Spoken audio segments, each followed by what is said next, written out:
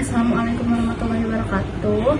Kembali lagi dengan aku Fitri Sendiri Rahmaida. Di sini kita akan membahas mengenai dunia keuangan Islam, yaitu risiko syariah.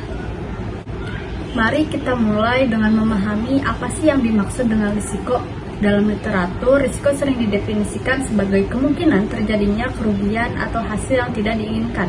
Namun, dalam konteks keuangan Islam, istilah ini memiliki nuansa yang lebih dalam. Risiko syariah tidak hanya mencakup potensi kerugian, tetapi juga bagaimana risiko tersebut sesuai dengan prinsip-prinsip syariah. Selanjutnya, di sini terdapat asal-usul dari risiko. Sejarah menunjukkan bahwa konsep risiko telah ada sejak zaman kuno, dari praktik peradaban Mesopotamia hingga hukum Hammurabi. Manusia telah berusaha untuk memahami dan mengelola risiko. Namun, istilah risiko baru muncul pada abad ke-17 dalam konteks keuangan Islam. Risiko memiliki akar yang lebih spiritual terkait dengan kehendak Tuhan dan bagaimana kita seharusnya menanggapi situasi risiko. Di sini terdapat definisi risiko dalam keuangan Islam.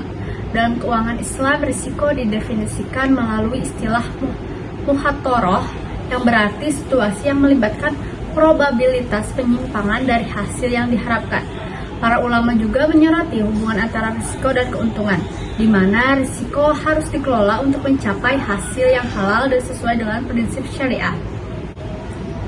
Selanjutnya, sumber risiko. Ada berbagai sumber risiko dalam keuangan Islam, termasuk risiko hukum, risiko kontrak, dan risiko bisnis. Setiap jenis risiko ini memiliki karakteristik dan konsekuensi yang berbeda. Misalnya, risiko kontrak muncul ketika salah satu pihak tidak memenuhi kewajiban yang telah disepakati.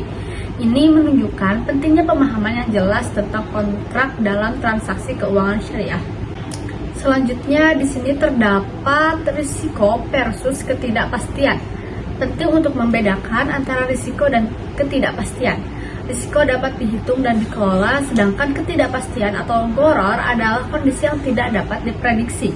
Dalam Islam, gharar dilarang karena dapat mengarah kepada ketidakadilan dalam transaksi. Penerapan manajemen risiko dalam keuangan Islam sangat penting untuk menjaga integritas sistem keuangan syariah. Ini termasuk merumuskan strategi untuk mengurangi risiko yang terkait dengan investasi dan transaksi keuangan. Konsep muqasid al-syariah, yaitu perlindungan kekayaan, harus selalu menjadi panduan utama. Sebagai penutup, memahami risiko syariah adalah langkah kunci dalam membangun sistem keuangan yang berkelanjutan dan adil.